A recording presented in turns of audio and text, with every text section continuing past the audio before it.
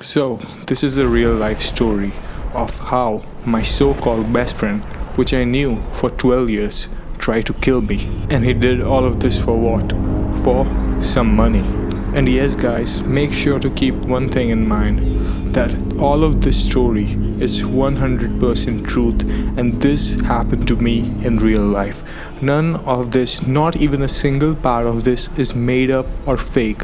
All of this is 100% truth, pure truth. Now, at the time, I was 19 years old. At that time, I had a startup idea, and the startup idea was to sell pizzas. We had done all the branding, all the works, all the profit per unit, all the business related stuff. Now, this so called best friend, who later on in life was gonna try to kill me for some money, he was my 50% business partner. Now, as you know, that you don't make anyone your 50% business partner, it is someone that you really trust very much, and it is someone that you spend a lot of time together with. So, the truth of the matter is, I trusted him very much. And I never in a million years would have thought that this guy was gonna threaten to kill me and even my family. So, at that time, I had access to money. I had access to a good amount of money. That amount was enough for the startup to fund.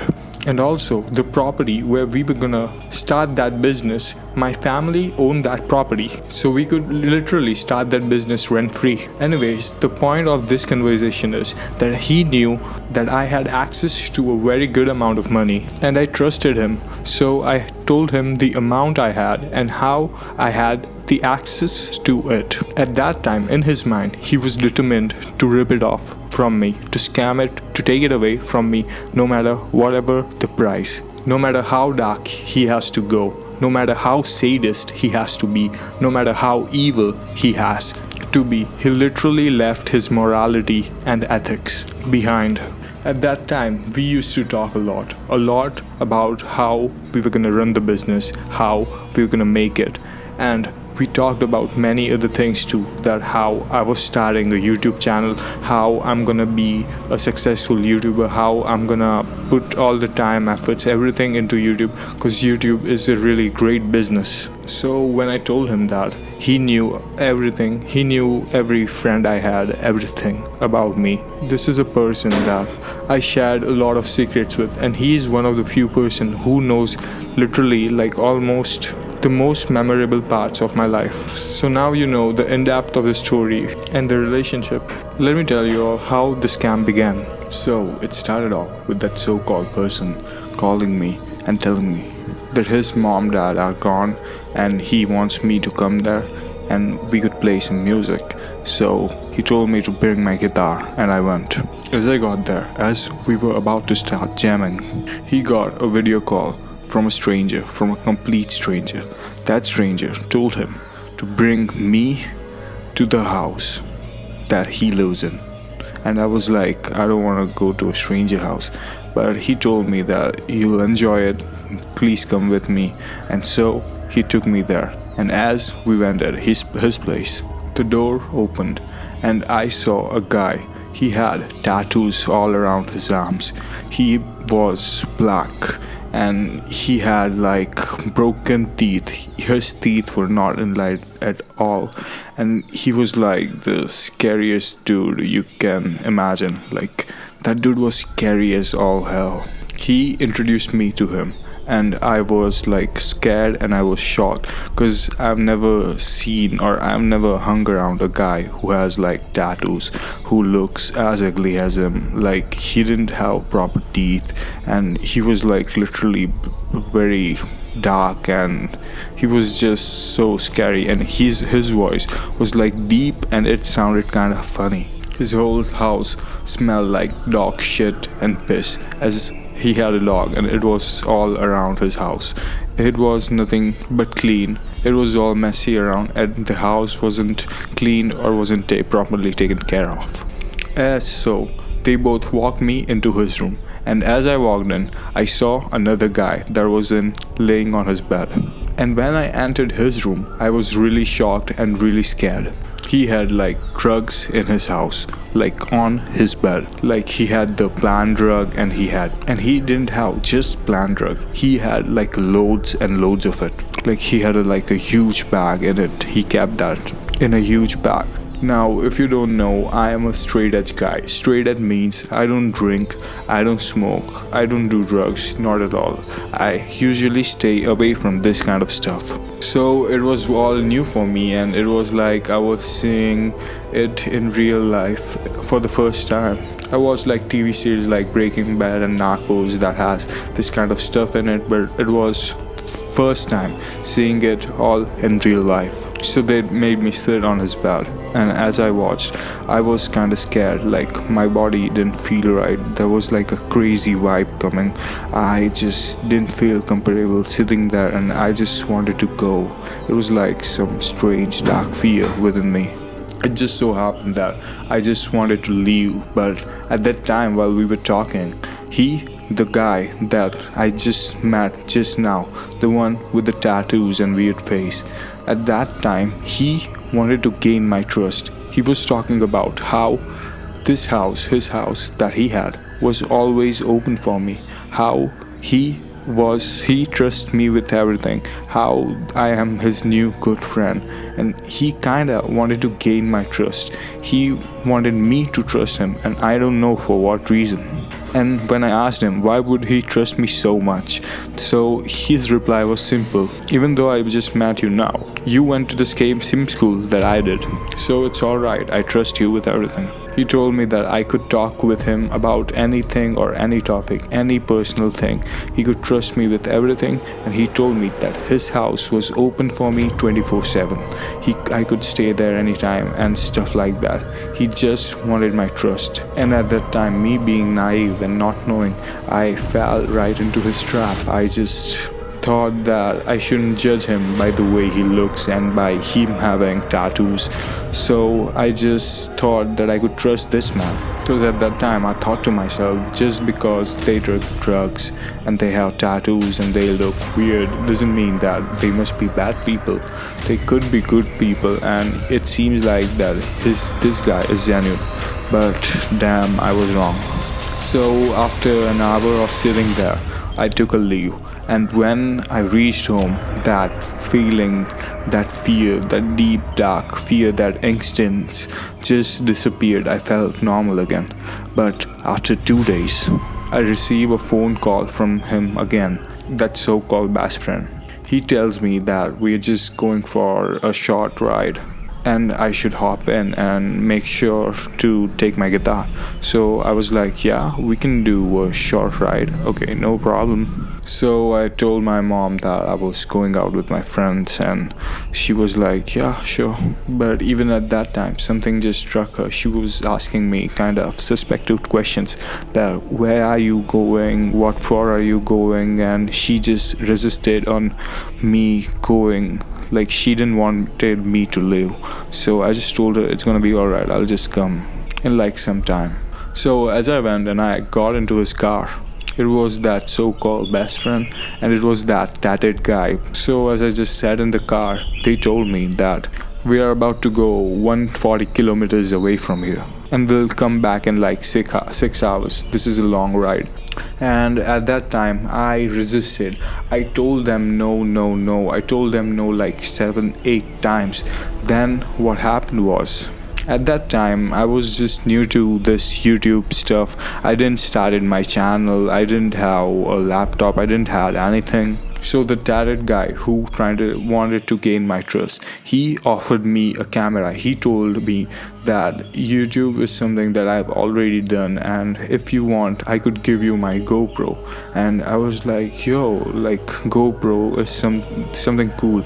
Like I could do vlogs and stuff like that. And he told me that I didn't need to return that camera, and he would just give it to me. And I told him no, like I'll just shoot the video and give it right back to you. But still, that camera, I wasn't gonna do it. Like I wouldn't still go with him just because he offered me to borrow his camera. So then I was telling still no. Then he claimed that he could get me a graphics card, a GTX 3080. Now, those people that don't know what this graphics card is all about, it's basically like a processor that runs in the CPU, which is for gamers. And at that time, its demand, the graphics card demand, was like skyrocketing. At that time, graphics card were selling in second hands like 3 times the price, 4 times the price, 5 times the price even in the market. So that thing was almost like impossible to get, and it had only those people who had like a huge high reach could get it. And I needed the graphics card to mine cryptocurrency, which is basically that card figuring out the cryptocurrency's algorithm. So basically I would get cryptocurrency for running the graphics card. It's called crypto mining. By just running GPU, I would get like free cryptocurrencies, because my GPU would do all the work of finding out the algorithm, the way the business works that way. And I thought that, yeah, it must be easy for this guy. As I was walking into his house the first day that my so-called best friend told me that, as we were walking into that guy's house the first day that I met him, he claimed that this guy right here, the tatted up guy, the ugly face, he told me that he has a lot of power and a lot of reach. He could make people disappear and stuff like that. He could kill anyone and no one would know, and he has like crazy power, and he has like lots of money and stuff like that. So at that time I genuinely believed him, and so like I fell for it. Yeah, as he was gonna give me his GP, he was gonna buy me, like not buy me, I was gonna pay for it, but as he was gonna be a middleman for my GPU, and as he was gonna let me borrow his camera, so I just fell right into his trap. And I was like, yeah, let's go. If you are forcing me that much, and if you are doing these things for me, then I would be obliged to follow you in your journey. So let's go. As we went by, as the car started, we stopped at a point where he wanted to take a photo. So like we took a photo and he posted it on social media. And the moment he posted that photo on social media, like everyone was gonna know. So a friend of mine, a really close friend of mine, saw that, and as soon as he saw that, he instantly called my mom, like numerous times. At the time my mom was busy, she couldn't pick up, and whenever she did pick up, it was like too late in the night and my friend couldn't come to meet her personally. But as so on, he called my dad, and he got there at my dad's place, and he and my dad had a chat. And the chat was, he was scared for me. He told my dad that you need to take care of your son. Do you even know who he is hanging out with? You need to protect him. You please need to protect him, uncle. Please save him, he claimed. So just by that, you could find out that the guy I was hanging out with, the guy whose car I sat in, and my so-called best friend, they both were like menace. Like literally, how could he just post a photo with me on social media, and my friend would go so much crazy about how I was hanging out with him just by taking a photo. Like he was genuinely scared for me, and he was trying to protect me, doing all this stuff to just help me out. So it so happened though, like when we sat there and while we were traveling, we were on a road 120 kilometers away. So he told me that he has to meet someone, that someone is really special, and that someone is God himself, he claimed, the guy with the tattoos. So I was like confused, and I was like, yeah, that'd be really great. Like I am into saints and gods and stuff like that.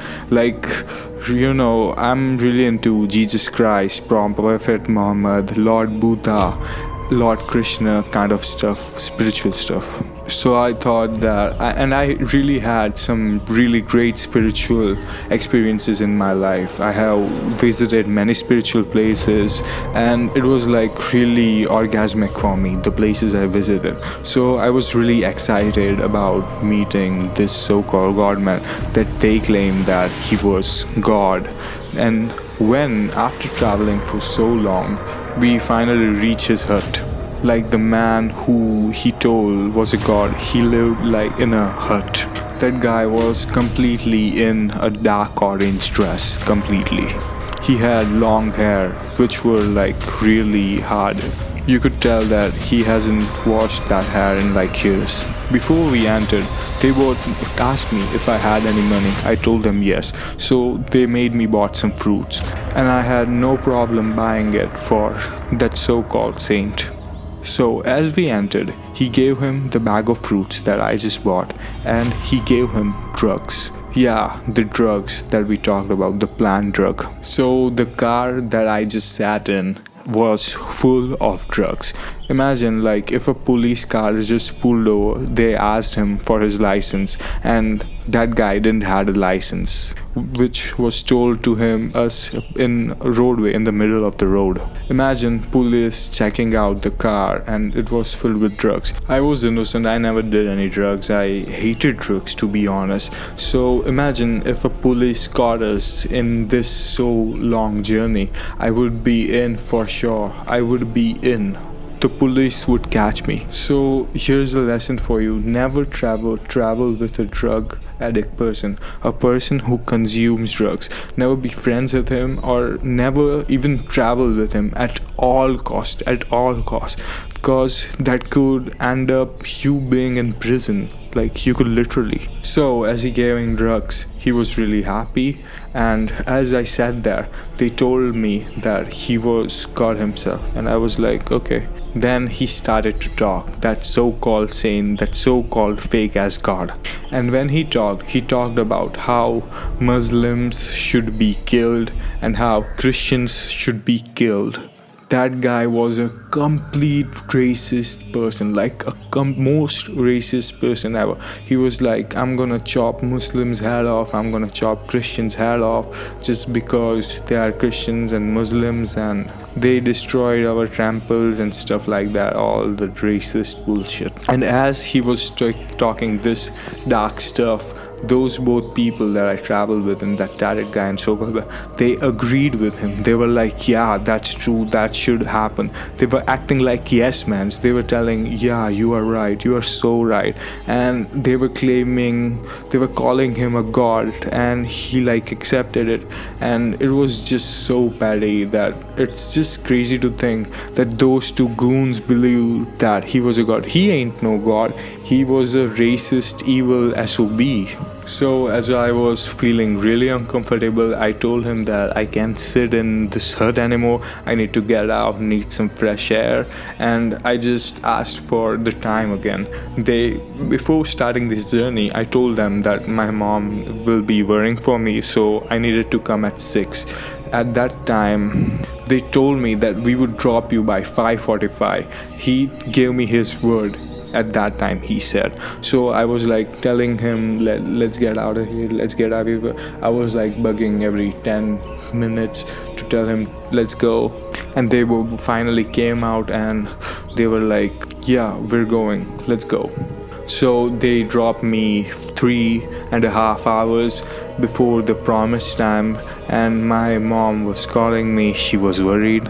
They both gave me instruction to not tell my mother where we went. I was supposed to tell my mother, and I did tell my mother that I was at this so-called best friend's house all the time, and we were just jamming and playing music and stuff. They stopped by in the middle of journey to smoke cigarettes, and which I hated very much. So after they dropped me, on the whole journey, I was feeling really uncomfortable. I didn't enjoy it, not one bit. I hated it. I regretted my decision to go there with them. Because all the time, from the beginning to the end of the journey, I had that deep insecurity feeling, that darkness type of feeling, that fear inside of me that was consuming me the whole time. So they dropped me home. And at the midnight, I again had the conversation with that so-called best friend. And at the time, I talked with him and I told him that to keep me away from that racist, tatted up, ugly black guy that was with us the whole time, that was with us on the journey. I told him that keep us two apart as much as you can. I don't want to ever see him again, because he gives me this deep weird feeling and he talks way too much, and all this stuff that he talks about is really boring, and I just hate it when he talks. And he talks all the time, he talks way too much. And I told him that the guy was pretending to be a god. He wasn't a real god, and he was believing that he was a god, and that kind of talk. So after 2 days, I received a call from him again. This time he called me and he told me that I have to come to that drug addict tatted up guy's home, which I refused, which I told no. Then I kind of remembered, that I have to take the camera to start vlogging. So I thought that why not just go there and take his camera, because I wanted to borrow it. So I went there. I told him no like 2 times, and I remember the camera that I wanted to buy.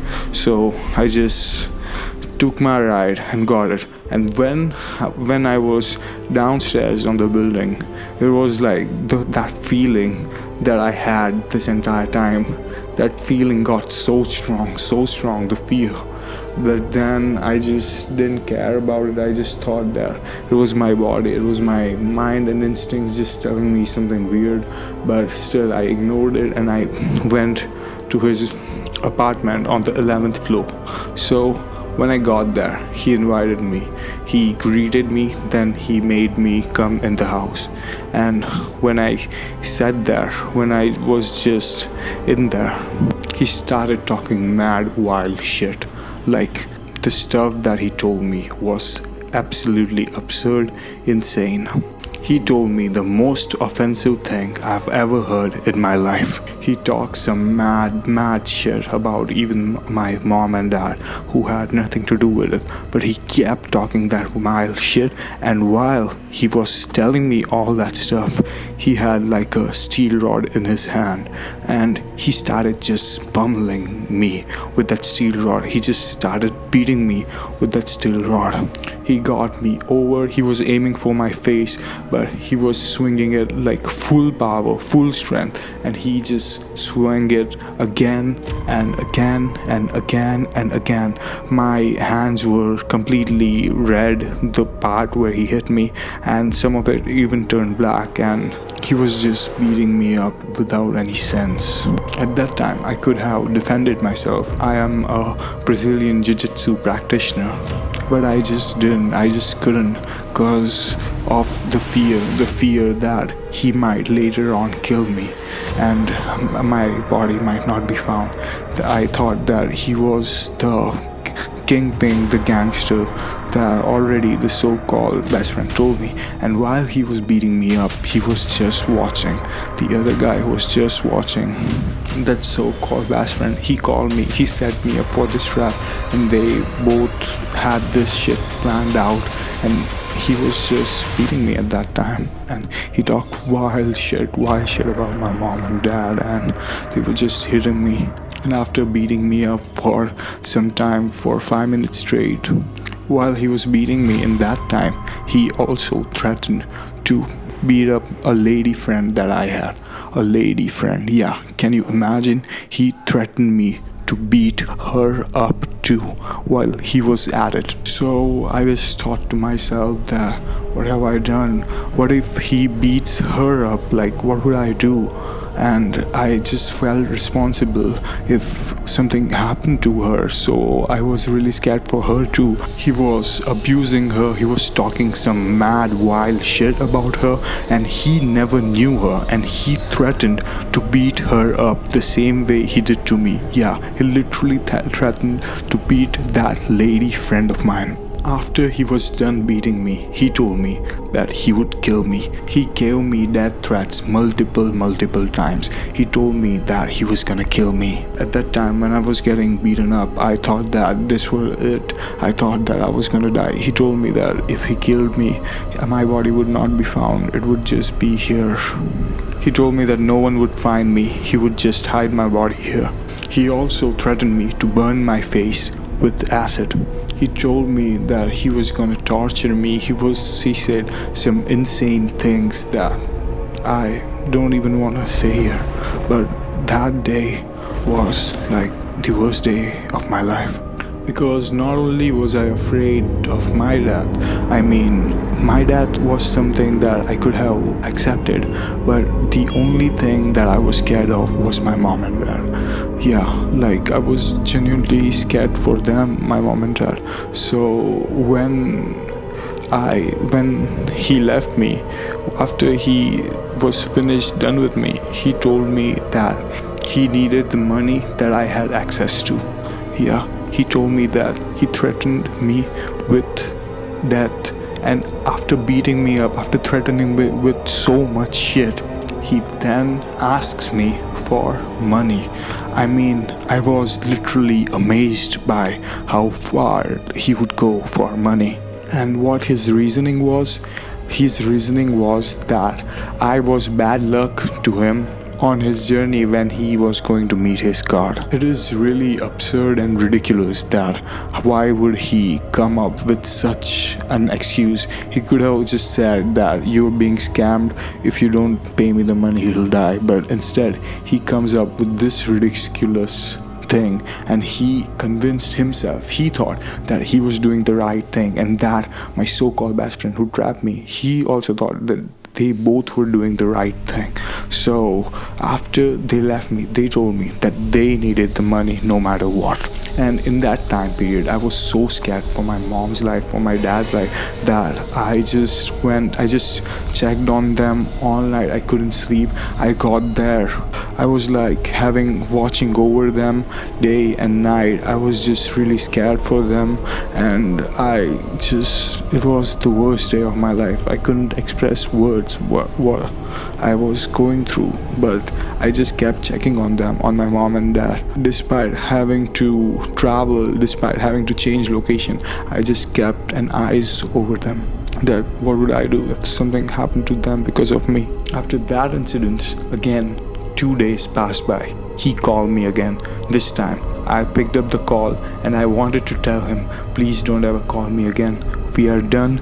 We are never ever talking again, and I'm not seeing your face ever again. So when I told him, when I picked up the call to tell him that, he told me that I owe him money. I cut the call, I blocked him. I got several calls. I get like 10 to 12 calls. And when everything was happening, when the other friend that told my mom and dad to make me stay away from that tatted guy, in everything that was happening in my life at that point, my mom and my grandma, they actually figured out that something was not right with me. Like something was wrong. I was depressed, I was terrified, and something was just not right about me. I wasn't behaving normal. I was acting really strange and really scared. So finally they come to me and they ask me very politely, what happened, what is happening with you, is there something wrong with you? They finally make me confess, finally.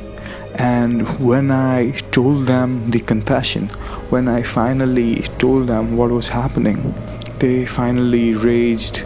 They stood up for me. They did everything within their power to make things alright. But in the end, this matter was a matter that was actually gonna go to police. I actually was gonna file a report against 2 of them, because why not? They deserved prison time. Absolutely, they deserved it for harassing me this much. But in the end, we didn't file a case against them or file a police report against them due to my safety. My safety, as if those people that I hung out with were drug addicts. And when at the time we got to the police and when we filed a complaint, the police was mad. Like, he scolded me, why were you hanging out with this drug addict idiots? You knew all the whole time that these people were drug addicts. Why you were hanging out with them? You live in such a nice house, you have such a nice family. Why were you hanging out with those goons? At that time the officer kinda scolded me real bad, and at that time he had like social media photos of me with them, and it would be a really messy situation. Like, even if we file a case, they would accuse me of some rumored bullshit that wasn't even true, cause they were such lying rats. They were such big ass lying pieces of shits. They had no morals, no ethics in them. They were literally lying, miserable pig fuckers. So yeah, that's how this whole situation ended.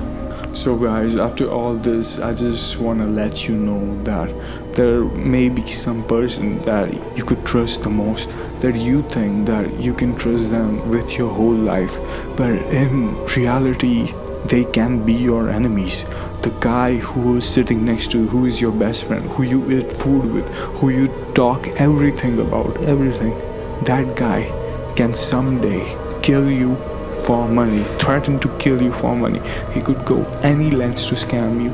And guys, all my life, the most amount of people that were my friends, they just used me for, because I had like cool games, I had a big house, I had everything you could ever ask for, a teenager could ask for. So people, please be very careful who you stay close with, and whenever, please make sure that that guy is right. And guys, I just want to let you know that sometimes you don't share everything with people.